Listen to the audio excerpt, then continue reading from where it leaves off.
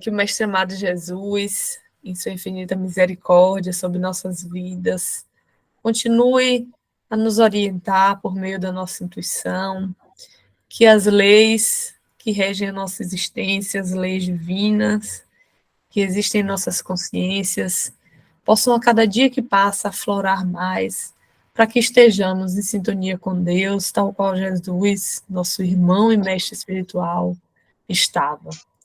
Que nós possamos a cada dia que passa amar mais, amar indistintamente, não odiar mais ninguém, respeitar todas as pessoas, respeitar os animais, respeitar a flora, que nós possamos nos entender como parte desse todo harmônico que é essa criação divina. Que nesse momento nós estejamos com os nossos ouvidos, as nossas mentes, o nosso intelecto e o nosso espírito completamente conectado com esse estudo, que a cada dia que passa, essa nossa relação afetiva, essa nossa vontade de aprender, esteja cada dia mais forte, cada dia mais entusiasmados, cada dia mais presentes e interligados com essa teia da vida, suportada por essa vibração divina. Que assim seja. E hoje começaremos a parte 2 do livro, né, que é a ascensão do pensamento sistêmico. Então, essa parte 1 todinha que a gente ficou, como eu sinalizei até no final da última aula, Capra estava fazendo um passeio em todo pensamento reducionista, cartesiano, não sistêmico. E agora ele vai começar a adentrar justamente, que é no nosso objetivo central, que é o pensamento sistêmico. Então, a parte 1 do livro, a gente dividiu a visão de mundo mecanicista em princípios mecanicistas, visão biológica e de vida mecanicista, e os conceitos sociais, né, de sociedade, mecanicistas. Parece tão difícil, né, ver um conceito social em si, que já tem uma conexão, né, porque sociedade são vários organismos em conexão. Ser considerado, né, reducionista, cartesiano, mas foi o que a gente viu, né, nas 2 aulas passadas. E hoje a gente vai estar entrando na parte 2 do livro, que é o início desse pensamento, né, sistêmico, a ascensão desse pensamento. O capítulo que a gente vai estar iniciando hoje é das partes para o todo, o capítulo 4. Então, a gente vai estar iniciando hoje, e é um capítulo um pouquinho denso, e a gente não vai conseguir terminar hoje. Foi que nem na semana passada, a gente dividiu o capítulo em 2, certo? Eu tive lendo, aí tinha que pesquisar algumas coisas para trazer para vocês, porque não adianta a gente só sair lendo sem compreender a obra, né? Então, eu lembro que a gente conversava quando a gente estudava Camilo Flammarion, no livro Deus na Natureza, o como a gente ia visitando outras obras para ter uma compreensão muito legal do livro.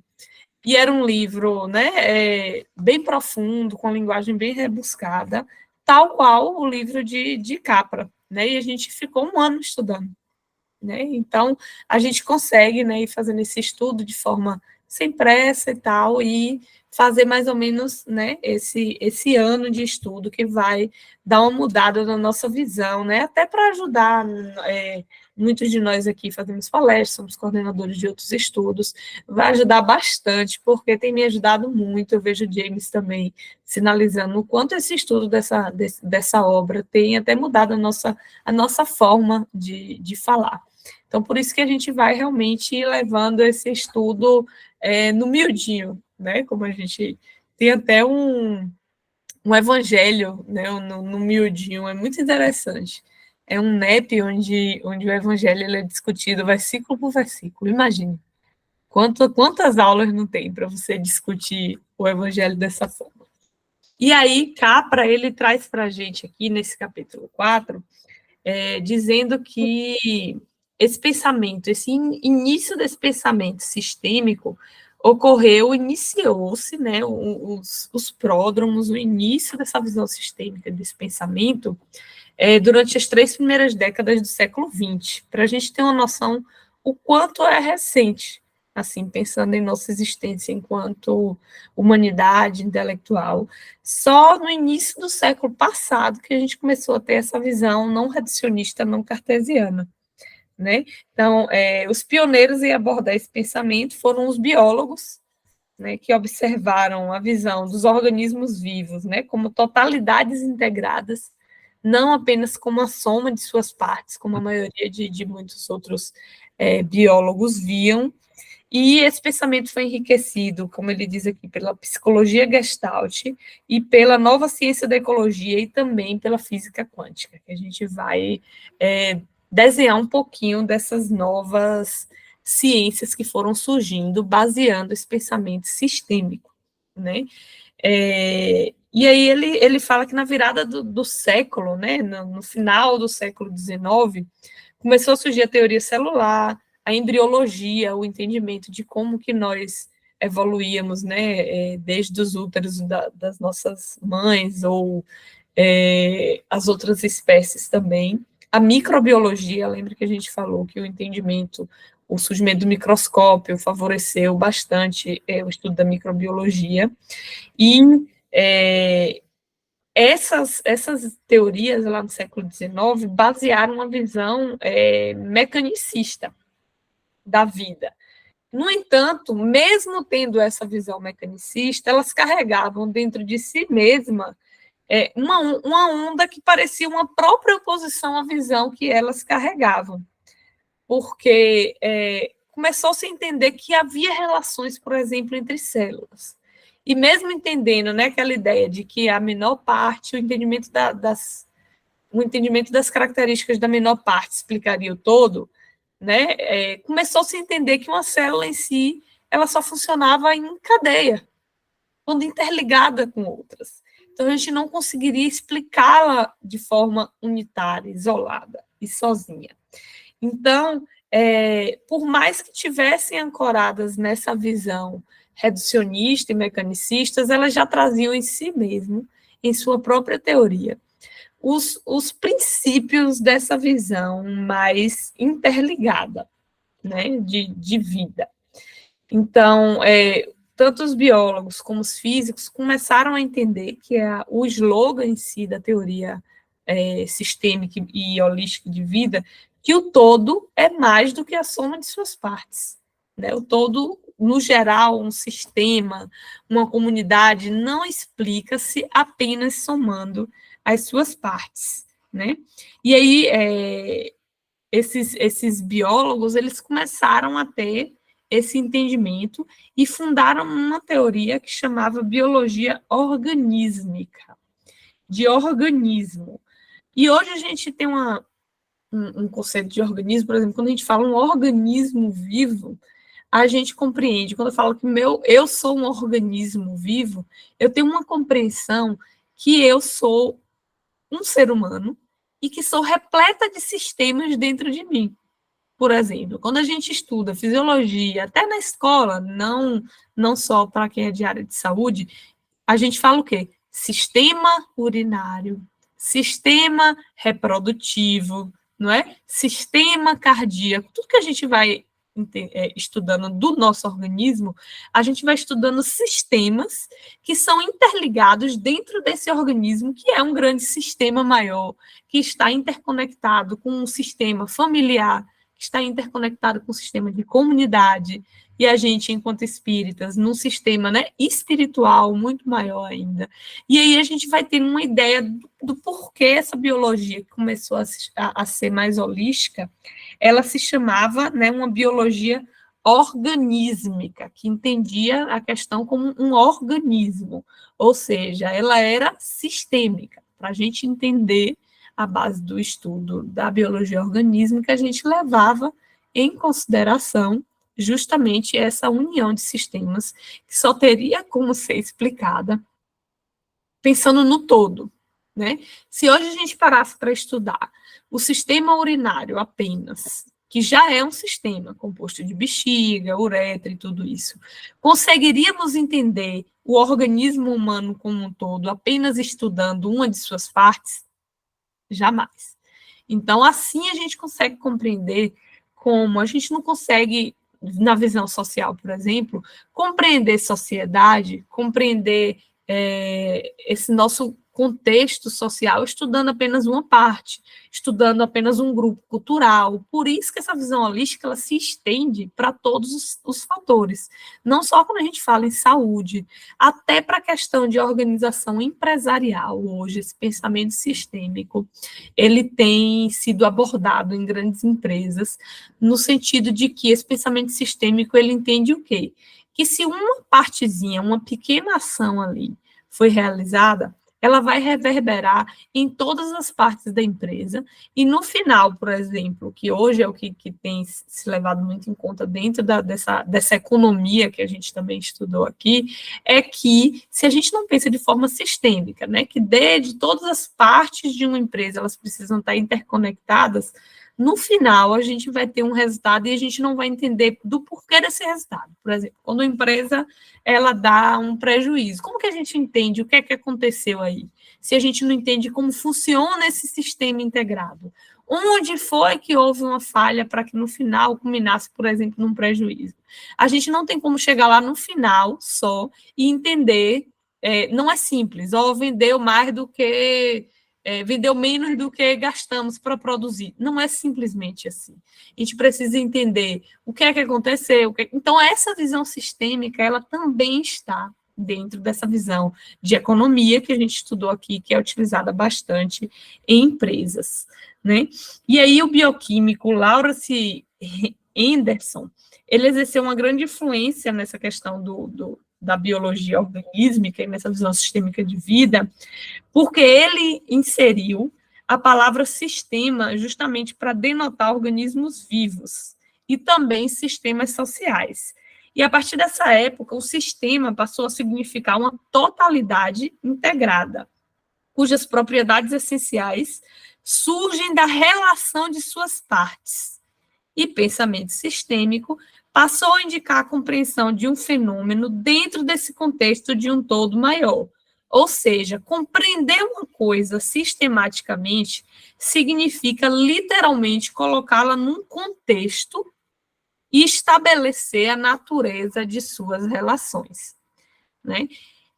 Uma das propriedades proeminentes da vida em si, que a gente sempre fala, né? O próprio título do livro é Visão Sistêmica da Vida. Então, uma dessas propriedades proeminentes da vida é a tendência de formar estruturas multiniveladas, de sistemas dentro de sistemas, como eu falei do nosso corpo físico, né? São sistemas dentro de sistemas, né? Se a gente parar para pensar, somos um sistema, né, todo organismo vivo, onde vários sistemas existem dentro do meu corpo, onde dentro desses sistemas, por exemplo, a própria bexiga é um sistema vivo, porque ela é composta por um tecido. Dentro desse tecido, se eu for pensar, existe um sistema de células, dentro dessa célula existe um outro sistema daquelas organelas, lembra que a gente conversou? Ribossomos, núcleo, onde está o DNA, já é um grande sistema. Se a gente pensar mais dentro ainda, existe o sistema de átomos interligados. Então, essa estrutura, né, multinivelada, né, que é sistemas dentro de sistemas, né, faz com que a vida só consiga ser explicada dessa forma. E cada uma dessas estruturas, ela forma um todo. E entender apenas uma delas não tem como, né, compreender esse todo. Ou seja, as células combinam para formar tecidos, tecidos para formar órgão, órgão para formar organismo. Esses, por suas vezes, existem dentro de outros sistemas econômicos, sociais, e existe uma tendência integrativa desses sistemas. O que é essa tendência integrativa, Kécia? Essa tendência integrativa é aquela tendência de que a gente praticamente só consegue explicar esse organismo como um todo de forma integrada, compreendendo todos os sistemas. Mas, ao mesmo tempo, existe uma tendência que chama autoafirmativa ou autoorganizadora. Porque, apesar daquele sistema em si, ele está interligado com outros, ele é auto-organizador e, como fala aqui, autoafirmativo. Dentro desse sistema existe uma hierarquia ali de explicações ali, né, naquele sistema, onde a gente consegue entendê-lo, né, dessa forma ali, se a gente for pensar, por exemplo, num sistema nervoso, a gente consegue fazer uma compreensão, mas ao tentar explicar o todo, eu compreendo que existe uma tendência integrativa. Conseguiram entender ou eu meio que viajei um pouco aqui para tentar explicar essas duas tendências que existem dentro desse organismo? Por mais que, ao explicar o organismo, né, ser humano como um todo, esses sistemas têm essa tendência integrativa, que eu preciso integrá-los, ao mesmo tempo eles se auto-organizam internamente. Deu para compreender isso aí? Cassie, Diga, James.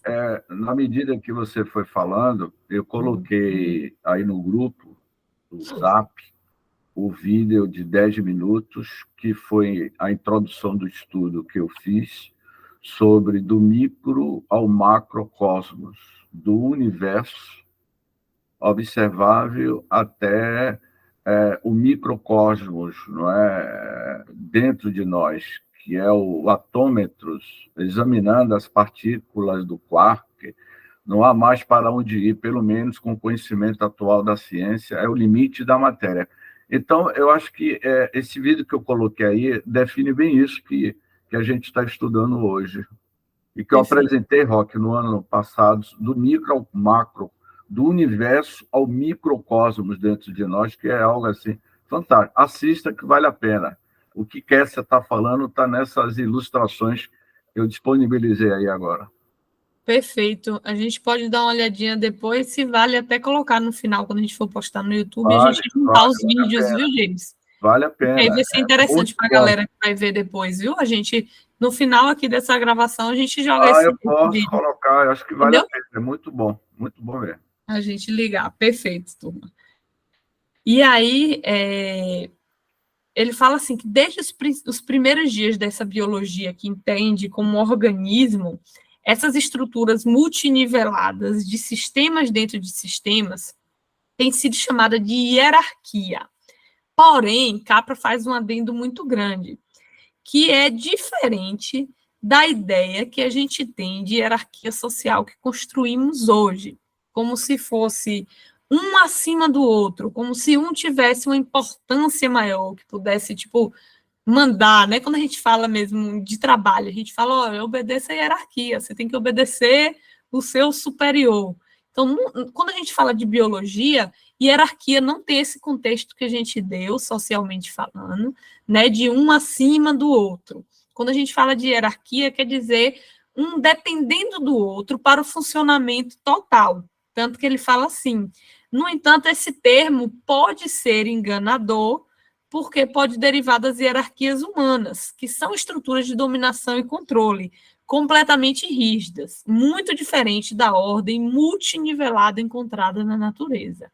Tanto que Capra traz que uma organização social, né, ela seria ideal sem esse tipo de hierarquia rígida que a nossa sociedade hoje se baseia. Ela seria ideal se levasse em consideração todos os saberes dessa comunidade.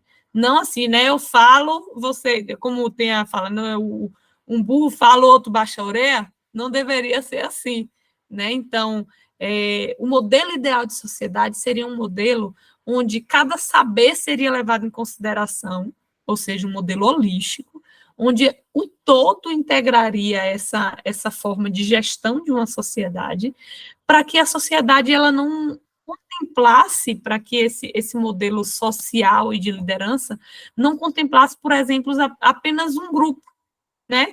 Que é o que a gente vê muito hoje, né? Os governos, na maioria deles, eles não são sistêmicos e holísticos, justamente porque são organizados dessa forma da hierarquia humana. Então, quando a gente trata de hierarquia, falando em biologia, a gente não está falando dessa estrutura rígida, a gente só está falando em multinivelados, como ele fala aqui. Estruturas multiníveis, existem diversos níveis, mas não dessa forma. Um está em cima, o outro está embaixo, esse é superior, esse é inferior. Multiníveis, porque existem diversos níveis, quando a gente fala, né? Átomo, célula, molécula, órgão, sistema, organismo vivo como um todo. Por isso que é multinível e por isso que a gente fala hierarquia, mas não como se um nível sobrepusesse o outro, ou tivesse uma importância maior. Então, quando a gente falar aqui em sistêmica, em pensamento sistêmico, em pensamento holístico, e utilizar o termo hierarquia, sempre será, porque a gente está falando em multiníveis, não em ordem, um superior, um inferior. E o que ele traz aqui, que os primeiros pensadores sistêmicos, eles reconheceram que a existência desses diferentes níveis de complexidade também traziam diferentes leis operando em cada nível. Então, assim, a noção dessa complexidade organizada tornou-se outro conceito importante, né, que ele chama assim, que tem uma importância chave nesse conceito de holismo, que é que em cada nível de complexidade, os fenômenos observados exibem propriedades que não existem no nível anterior. Isso a gente pode compreender quando a gente fala de espiritismo em relação à evolução anímica. Por quê? Quando a gente estava lá estagiando, né, no reino vegetal, a gente tinha ali, por exemplo, já o início da sensibilidade, né? A gente já tinha uma organização física como o sistema circulatório das plantas, onde circula a seiva, né? Já tínhamos lá uma forma de respirar, né, que é a fotossíntese, a respiração das plantas. Já tínhamos uma forma de alimentar-se, porque, por exemplo, as plantas, pelas raízes, elas conseguem ali tirar do solo os nutrientes necessários para a sua alimentação, a sua nutrição. Quando a gente passou desse estágio, né, que é essa complexidade organizada do reino vegetal, que a gente aprendeu tudo que tinha de aprender naquele reino ali, passamos, enquanto princípio inteligente, a estagiar no reino animal.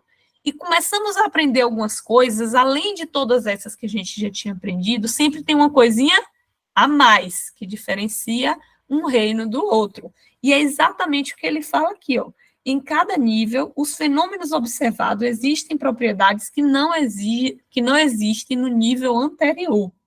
Quando a gente estava no reino animal, a gente começou a desenvolver sentimentos. Então, a gente já tinha, né, desenvolvido o amor, a maternidade, né, que é a base, por exemplo, para o grande desenvolvimento da espécie humana bípede, né? Conta-se, principalmente lá no livro de doutora Irvênia Prado, que as macacas, quando elas tinham bebês, elas antes começavam a andar de quatro e começavam a pegar o bebê no colo, né, para protegê-lo no colo, e começou a adotar essa postura bípede. Ou seja, a maternidade e o cuidado nos primatas forçou-nos, enquanto animais, a adotar essa postura que hoje nós, enquanto humanos, andamos. Então, olha como o amor em si, a maternidade, foi impulsionando a evolução. O amor, ele impulsiona a evolução. Aprendemos também, né, no reino animais, os sentimentos, as emoções. Começamos a ter o pensamento em alguns animais de forma fragmentar, em alguns outros, que está lá em Evolução em Dois Mundos, já começando umas ondas contínuas, como o cavalo, o muá, o gato, né? Alguns animais que já apresentam pensamento de forma contínua, ou seja, olha quanta coisinha a gente foi aprendendo aí, diferente do nível anterior. Não é isso? Não é isso que a evolução anímica do espiritismo nos traz? Aí depois a gente saiu do reino animal, já tinha aprendido tudo que tinha para aprender ali, a gente aprendeu absolutamente tudo. É que nem quando a gente passa de um mundo para o outro. A gente só passa quando a gente aprendeu tudo que aquele mundo tinha para nos oferecer. Aí nós saímos desse mundo que é o organismo físico animal e podemos estagiar agora num corpo humano, que além de tudo que a gente aprendeu nos outros níveis anteriores, temos a razão, o livre-arbítrio, que é diferente das nossas conquistas anteriores. Uma evolução do pensamento, sendo frequentemente contínuo. Não temos mais o pensamento fragmentário, que algumas espécies animais ainda tinham. Na espécie humana, o pensamento é majoritariamente contínuo, né? Diferente das espécies animais, que apenas algumas delas estabelecem esse pensamento. Aí, além né, do raciocínio, da razão, do livre-arbítrio, pensamento contínuo, começamos a ter uma maior responsabilidade sobre os nossos atos devido ao nosso próprio livre-arbítrio. Quanto mais livre-arbítrio, mais responsabilidade temos. E é tão lindo essa integração que a gente consegue fazer do pensamento sistêmico, dessa questão que Capra trouxe aqui, sobre os níveis de complexidade dentro do sistema, e fazer essa ligação com o Espiritismo, que me leva a cada dia mais a ter mais certeza que escolhemos a obra certa. Né? Que todo mundo, quando a gente voltou lá no grupo, antes do pessoal que entrou agora, né, saber, eu joguei algumas obras lá para a gente voltar qual que a gente estudar agora. A gente vem fazendo sempre assim. Quando a gente acabar essa, já tem mais outras duas lá que eu tinha colocado para a gente ir escolhendo. E assim a gente segue. Então, a gente segue nessa certeza de que escolhemos realmente uma obra que, mesmo não sendo espírita, tem todo um contexto que a gente correlaciona frequentemente com a religiosidade que nós escolhemos, que é o espiritismo. E Capra, ele fala um pouquinho mais na frente que essa corrente holística e sistêmica, né, da compreensão de vida e de sociedade, ela é muito frequentemente ligada a algumas religiões por isso, porque faz essa interligação constante. E quando os biólogos faziam interrelações constantes, por exemplo, entre sistemas, um pouco mais para frente, né, os místicos e religiosos faziam interrelação também com espírito, com fase espiritual da nossa existência, que é o que a gente está falando quando a gente fala de evolução anímica, fazendo essa relação com esse trecho que ele traz aqui. Em cada nível de complexidade, os fenômenos observados exibem propriedades que não existem no nível inferior, no nível anterior, certo? Então, foi se estabelecendo, por meio dessa biologia organísmica, né, uma nova forma de pensar, levando em consideração conexidade, ou seja, as coisas apresentam conexões, relações, né? Padrões e contexto, não apenas explicar, né, matéria de forma isolada, né, contexto sem descontextualizado. Né? Então, tudo a gente precisa contextualizar. Em que contexto você está falando? Né? Ah, porque um rim teve um problema ali e falhou tal célula. Tá, em que contexto? Esse organismo qual o rim está inserido, o que é que aconteceu? Parou de beber água. Olha como a gente precisa entender o contexto de tudo. Não é? Não basta a gente ir lá e compreender que uma célula falhou ali num organismo, num rim, num órgão, que uma célula falhou. Como que eu explico que essa célula falhou? O que é que aconteceu? Se eu não penso, né, de forma contextualizada. Por isso que ele traz aqui que começou-se um pensamento em contexto. Eu preciso entender o todo, até para a cura do corpo físico, né? E a gente sabe que a gente pode acrescentar aqui a questão espiritual também. Então, de acordo com essa visão sistêmica, as propriedades essenciais de um organismo ou de um sistema vivo são propriedades do todo, propriedade que nenhuma das partes individuais possui. Ou seja, as propriedades de um organismo vivo é a parte do todo. Lembra que a gente falava que no reducionismo, Descartes, Francis Bacon, eles queriam dizer que estudando apenas uma das partes, essas características eu entenderia o todo. Aqui já é completamente diferente, é o oposto. A característica do todo não está em nenhuma das partes. Ou seja, a gente precisa compreender as características de cada parte, mas para compreender o todo não basta entender as características, como que funciona o rim, como que funciona a bexiga, se eu não entendo o todo. Né? As características desse organismo vivo, por exemplo, o ser humano, que é mais fácil até da gente compreender do organismo vivo. Por exemplo, essa característica do viver em sociedade, do refletir antes de falar, não existe em parte nenhuma, porque é uma característica do todo. Então, aquela visão antiga de que bastava eu entender as partes para entender o todo, foi quebrada completamente. Deu para compreender aí? Show. Existem essas características que não existem em partes, né, individuais, justamente porque surgem da interação e da relação entre as partes. Esse exemplo que eu citei mesmo, eu penso e falo, eu entendo um perigo e corro, são características de um todo que só existem por causa da relação das partes, ou seja, sistema nervoso, pensei, a boca, que faz parte, né, de outro sistema, fala.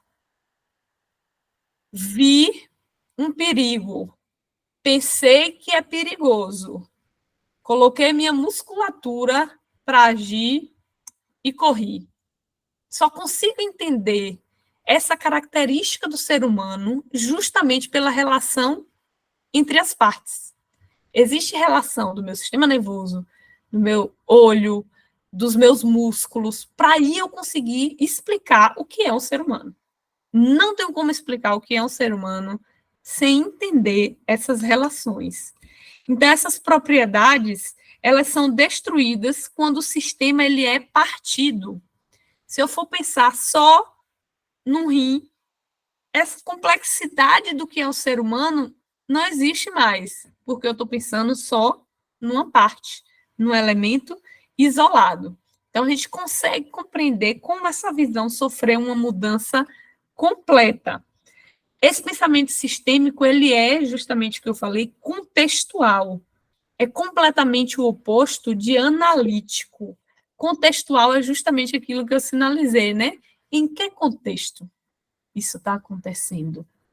Para eu explicar o que aconteceu, eu preciso entender o contexto, seja ele físico, seja ele histórico, seja ele relacional. Por isso que ele fala aqui. E é totalmente diferente do pensamento que a gente conhece como analítico. Análise significa separar as partes e considerar isoladamente uma delas para entendê-la. Eu fiquei refletindo, né, quando eu estava lendo essa parte, justamente quando a gente fala de análise na psicologia, de psicanálise, que é como separar, né, o psicológico, que é para compreender o que está acontecendo ali no nosso comportamento. E a gente não pode separar. E aí, o que é que aconteceu? Porque aqui ele diz assim, análise significa justamente separar as partes e considerar isoladamente uma delas para compreender essa parte. Já o pensamento sistêmico significa colocá-la no contexto de uma totalidade maior. E nesse contexto aí surgiu uma psicologia que chama psicologia de Gestalt. Essa psicologia de Gestalt é uma palavra alemã, justo que significa forma orgânica, e forme significaria forma inanimada. Já quando a gente fala em psicologia de Gestalt, a gente está falando de interrelações. E nessa psicologia, o que é utilizado? O contexto do qual o indivíduo está, né, inserido, fazendo relações do organismo físico com a mente, com o contexto social, com tudo que ele está inserido. Diga, Cons. Kessia, o interessante é que o corpo, ele age automaticamente, ele age sozinho.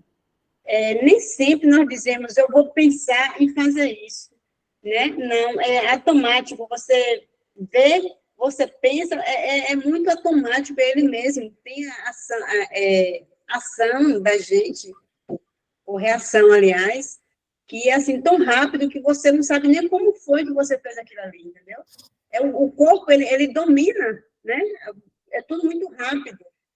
Eu mesmo, quando eu estava tirando a habilitação, nossa, eu passei por uma situação tão difícil, que eu disse, eu tinha perdido umas 3 vezes, E chegou uma hora que eu ia passar por um monte de buraco ali na ribeira, tinha um monte de buraco mesmo, e eu disse, eu vou desviar para não cair no buraco. Mas na hora que eu olhei assim, eu pisquei o olho, que eu olhei assim, vi um ônibus justamente naquele momento, rapaz, imediatamente eu fiz um equilíbrio tão grande no meio daqueles 3 ou 4 buracos, e eu passei e não caí dentro do buraco, porque né, eu estava fazendo um teste, um exame para poder passar. E eu já tinha perdido mais de 3 vezes, e já estava por aqui, estava cansada de tanto perder, e eu disse, dessa vez eu vou passar. E passei, mas foi muito automático, eu não sei nem como foi que eu fiz assim, porque na hora que eu olhei que eu ia desviar, o ônibus vinha na minha... Não deu para desviar. Aí eu equilibrei Lei de de conservação, minha amiga. Lei de conservação, que chama, né, nesse nosso sistema. A gente não precisou nem pensar. É automático, porque as leis divinas que estão inseridas em nossa mente, elas atuam de forma automática. A gente não precisa pensar que não quer morrer, não. É automático. É lei, é instinto de conservação. Você não ia jogar o carro para cima do ônibus. Diga, James. Eu queria dar uma dica aqui, o que Kessia está falando, que é abordado nesse capítulo, está dentro desse best-seller, que é um DVD que está já disponível, que é Quem Somos Nós, não é? E há comentários aqui de Amit Goswami e outros pensadores que ele levanta alguns questionamentos que o Capra aborda aí também. Todo ser humano, num determinado momento da vida, vai se fazer as perguntas: de onde viemos, para onde vamos, qual o nosso papel neste mundo, partindo dos estudos da física quântica, quem somos nós? Mistura ficção e documentário para nos mostrar que a realidade da forma como a percebemos é ilusória e que nós é a que criamos e que assim nós podemos mudá-la. Então, o que Kessia está abordando aí, o que esse capítulo fala, me lembrou esse documentário que vocês podem baixar aí no YouTube, Quem Somos Nós, que é um excelente documentário sobre essa questão desse grande organismo vivo, não é? E somos todos nós, porque a conclusão que nós chegamos, ou melhor, que os grandes pensadores estão chegando, do micro ao grande universo, todos nós somos um único organismo vivo em evolução. É o que está lá nesse... Depois você veja, Kessia, 10 minutos do micro ao macrocosmos. Tudo Sim. está nesse processo de transmutação evolutiva que nós estamos conectados em um grande sistema de rede, né? Com certeza, com certeza. Nesse mesmo contexto, né, dessa nova maneira de pensar, né, que surgiu a biologia organísmica, que surgiu essa psicologia de Gestalt, surgiu também a ecologia, né, que foi a principal contribuinte para esse pensamento sistêmico, né? Ocorreu o quê? Dentro da biologia, daquela biologia organísmica, os biólogos encontravam que a ideia de que existem totalidades irredutíveis no organismo. Os psicólogos da Gestalt encontravam na percepção, e os ecologistas começavam a descobrir em seus estudos comunidades animais e vegetais, consideradas comunidades de organismos. Então, esse termo ecologia, quem cunhou foi Ernest Haeckel, né? E definiu a ecologia como a ciência das relações entre o organismo e o mundo externo circunvizinho. Nada mais holístico e sistêmico do que esse conceito, né? Relações entre um organismo, que já é um sistema vivo, e o meio, né, que ele reside, o mundo externo circunvizinho. Relações, né, para explicar essa vida, para explicar esse mundo, a gente conseguiria explicar, né, e seguir uma vida mais harmônica, pensando com esse entendimento de relações. Então, em um livro que chamava Animal Ecology, um dos estudiosos de ecologia introduziu alguns conceitos, né, de ciclo alimentar ou cadeia alimentar, começando a reconhecer as relações que existiam entre os seres num sistema ali de convívio, que mais tarde seria conhecido como ecossistema. Como que começou-se a utilizar esse termo ecossistema? Antes, quando observava, por exemplo, vários organismos ali convivendo naquele meio ambiente, né, que a ecologia estudava essas relações, os biólogos começavam a chamar de superorganismo, ou seja, era como se fosse muitos organismos ali se conectando naquela rede. E aí, para não ter uma ideia de que esse superorganismo em si seria uma coisa só, estabeleceu-se justamente o termo ecossistema. Então, rejeitou essa noção de superorganismo, cunhou o termo ecossistema justamente para caracterizar as comunidades animais e vegetais. O conceito de... Quando eu falo animais e vegetais, nós somos animais, viu, crianças? A gente não está se excluindo aqui, não. Animais e vegetais. O ser humano, ele é um animal. Então, para não falar nisso, gente, esse pessoal de ecologia não estudava o ser humano, não, é? Sim, senhores, estamos aí inseridos porque somos animais, né? Então, só considerando aqui que esse ecossistema caracterizava essas comunidades animais e vegetais. E esse conceito de ecossistema é definido atualmente como uma comunidade de organismos. Lembra que a gente falou que um organismo em si já era uma complexidade inteira de várias partes inseridas aqui, como a gente estou trazendo como exemplo mais simples, né? O próprio corpo humano seria como um microcosmo, se a gente parar para pensar, porque o macro é o universo, inserido dentro de outro microcosmos, né? Que é aquele ambiente, inserido dentro de outro, como a gente está falando. Então, esse conceito, né, de comunidade de organismos e seu ambiente físico interagindo como uma unidade ecológica.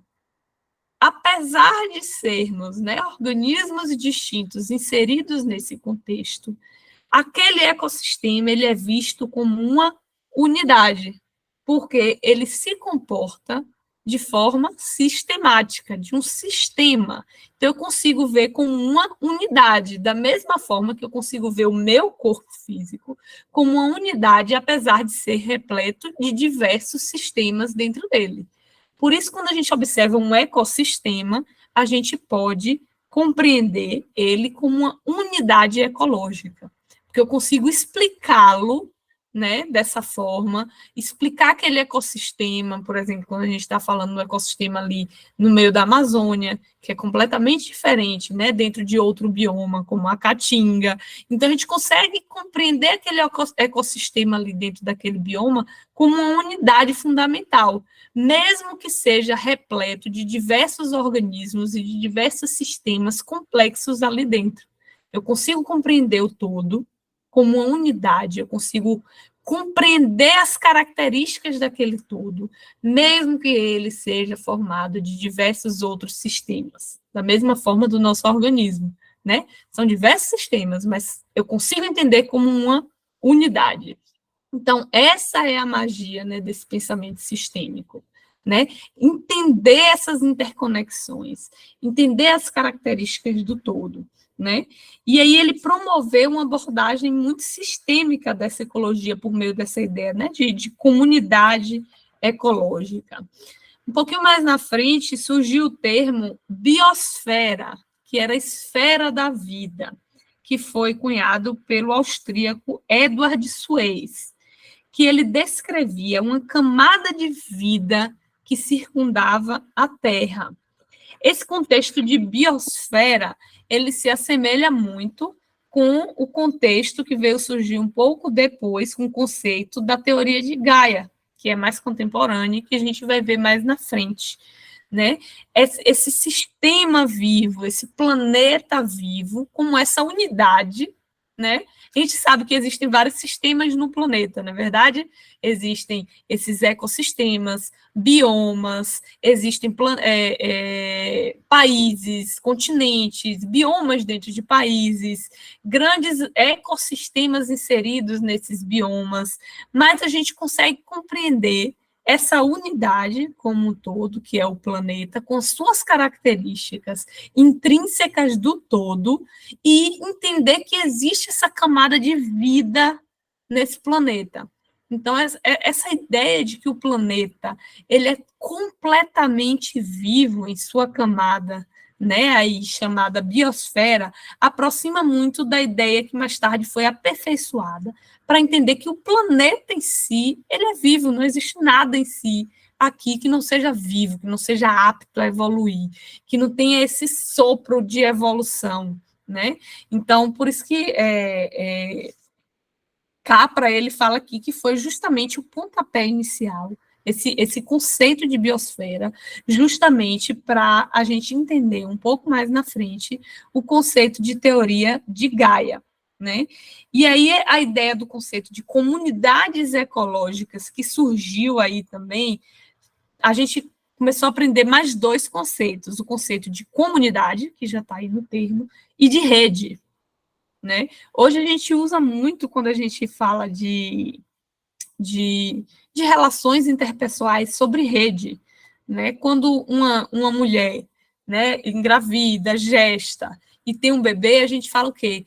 Para a mulher conseguir, ela precisa de uma rede de apoio, né? Para a mulher ter um filho, a mulher conseguir trabalhar, então ela precisa de uma rede de apoio, ela precisa de uma mãe, ela precisa de uma amiga, ela precisa do pai, do bebê, de tudo isso. Então, quando a gente fala em rede, olha como a gente está falando nesse exemplo pequeno aqui que eu trouxe, como é uma necessidade, né, de interconexão, de apoio, né, a mesma coisa do conceito de comunidade. Como aqui nós formamos uma comunidade, porque nos interconectamos pela similaridade de pensamento e de interesse. O que é que nós estamos fazendo aqui, todos juntos, como uma comunidade que está aqui estudando no Grupo Espírita Francisco de Assis, toda segunda-feira, 8 horas, cada um no cantinho de sua casa? O que é que nos une? Apesar de sermos aqui um todo, né, Grupo Espírito Francisco de Assis, o que nos une é a vontade de aprender os assuntos que são tidos aqui, ou seja, temos uma relação, uma comunicação, onde as partes aqui que integram esse todo, grupo de estudos, também têm as suas individualidades, mas se apoiam como uma comunidade ou uma rede, ou seja, temos similaridades. Dependemos aqui uns dos outros enquanto uma comunidade para o nosso objetivo maior, que é aprender, né? Na verdade, nosso objetivo maior, assim funcionam as comunidades e as redes dentro de conceitos biológicos. São indivíduos, são sistemas que se interconectam ali por um objetivo maior, que é sobreviver, evoluir, né? Tudo isso. Assim como nós também estamos aqui com o objetivo de aprender, também de evoluir, né? A gente aprende também, a gente evolui também aprendendo. Então, surgiu esses dois conceitos aí também, de comunidade e rede, ao estudar as comunidades ecológicas.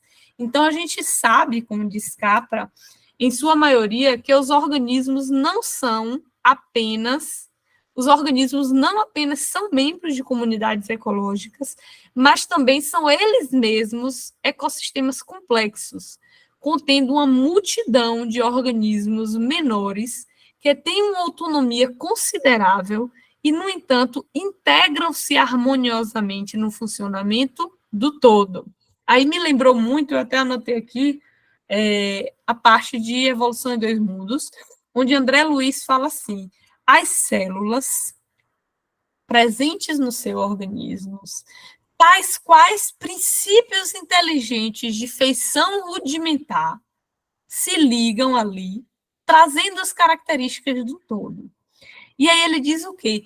Quantas milhões de células existem no nosso organismo? Ou seja, milhões de princípios inteligentes sedentos por evolução. não é? A gente viu muito isso lá no livro de Deus na Natureza, de Camille Flammarion, quando a gente falou sobre circulação da matéria, né? Como, quando a gente soa, quando nossa pele descama, que essa matéria circula para outro organismo vivo, né? Ela circula, por exemplo, para a terra, né? Essas células mortas, né, do nosso organismo, que vão servir ali de alimento para aquelas bactérias que vivem no solo ali, que vão utilizar esses compostos ali para formar, alimentar uma planta, como essa interconexão ela existe e como essa circulação da matéria ela tem a ver com a evolução desses princípios inteligentes rudimentares que estão em nosso corpo, que são chamados de células. André Luiz, ele falou. Como essas células evoluem dentro do nosso organismo, ora fazendo parte da nossa pele, ora fazendo parte externamente do nosso corpo, quando nossa pele descama, de um outro organismo vivo ali, né, no chão, que vai fazer parte de outro sistema.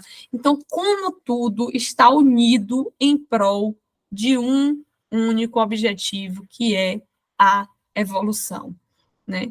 Então, quando ele fala aqui que esses organismos são membros de uma comunidade ecológica e são eles mesmos ecossistemas. Nós somos um ecossistema no nosso organismo, já que André Luiz disse que cada célula do nosso corpo é um princípio inteligente sedento por evolução. Imagine o quanto de sistema existe dentro desse meu organismo, se tem trilhões de células aqui, né? O quanto de seres, se a gente pode assim citar, né, rudimentares estão aqui, sedentos por evoluir e convivendo de forma, como ele traz aqui, harmoniosa nesse ecossistema que é o nosso organismo físico, né? E aí ele traz aqui, desse modo, existem 3 tipos de sistemas vivos. O organismo, partes do organismo e comunidades de organismo. Então, ele traz esse conceito de comunidade e o conceito de rede, que a rede justamente são essas relações que eu exemplifiquei com uma questão de rede de apoio, né? Uma vez que os sistemas vivos em todos os níveis são redes, né? Todo sistema vivo é uma rede interconectada, né? Se a gente pensar numa rede, né? Eu ia falar rede de pesca, mas é péssimo, né? Falar de pesca, apesar de muitos de nós ainda se alimentar de peixe, né? Aí vou falar de rede, só lembrei da rede de pesca, olha, brincadeira. Deixa eu pensar em outra rede, uma rede qualquer. Teia de aranha.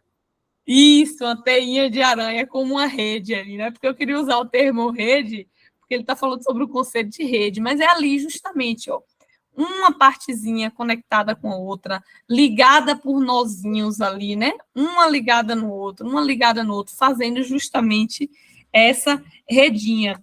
E aí ele diz aqui que esses sistemas vivos, em todos os níveis, são redes, e precisamos visualizar essa teia da vida como sistemas vivos interagindo à maneira de uma rede com outros sistemas. Por exemplo, podemos imaginar esquematicamente um ecossistema como uma rede e alguns nodozinhos, que são aquelas partezinhas aqui, né? Como se fossem nodos. Cada nodo representa um organismo. Cada partezinha dessa que liga, né, um pontinho no outro da rede, é um organismo aqui. O que significa que cada nozinho desse, quando amplificado, digamos que eu pego essa partinha aqui, ó, boto um microscópio e amplifica, aparece ele mesmo como uma rede. Se a gente pegar uma corda e olhar no microscópio, né, e ampliar aquela imagem, vai aparecer outra rede ali dentro.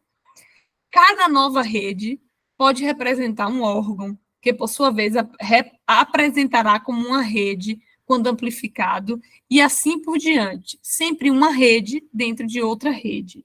Então, tendemos a arranjar esses sistemas, aninhando-os todos em sistemas maiores, em um esquema hierárquico, lembrando que quando eu falo de hierarquia aqui, a gente está falando de multiníveis, que coloca os sistemas maiores acima dos menores à maneira de uma pirâmide. Mas essa é uma projeção humana. Na natureza, não existe acima E abaixo, há somente redes aninhadas dentro de outras redes, né? Então, é o conceito de ecológico diferente de ego. Então, é eco versus ego. Então, por isso que eu falo que esse conceito de ecologia clareia bastante essa visão sistêmica para a gente, principalmente porque a gente está aqui num grupo, né, Francisco de Assis, voltado para esse estudo dessa visão ecológica. E toda vez que Capra traz essa visão de ecologia, fica ainda mais clara para a gente esses conceitos de visão sistêmica de vida, né? Diga, James, antes da gente concluir aqui.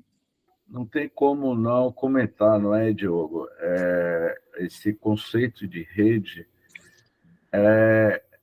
o que eu até grifei essa parte toda, Cassie, o conceito de rede, e fiquei imaginando assim, o nosso universo, são teorias, né? O nosso universo está dentro de outro grande sistema de rede, dos multi-universos, as diversidades de universos, não é?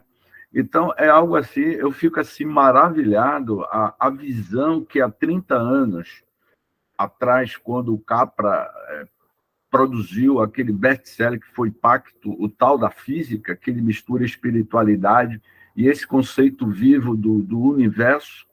Então, há algo assim extraordinário, que é um universo dentro do outro universo, de um sistema de teia. Cada nódulo são os universos invisíveis, e que todo o universo que nós entendemos é uma grande teia cósmica viva em vários níveis. Os espíritos dizem, né, não existe nem o lado esquerdo, nem o lado direito, não existe nem em cima nem embaixo. Tudo está.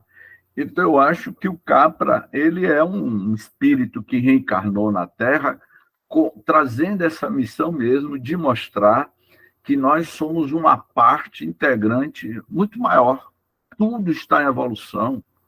A matéria escura é um organismo vivo em evolução. A energia escura é um organismo vivo em evolução, né? E a gente comenta muito isso nos estudos dessa parte da Gênese, quando a gente fala sobre os micro-organismos que pairam nos universos. Então, isso é fantástico, esse estudo de Capra. O conceito de rede cósmica universal. E isso, sabe qual é o sentimento que eu sinto, não é?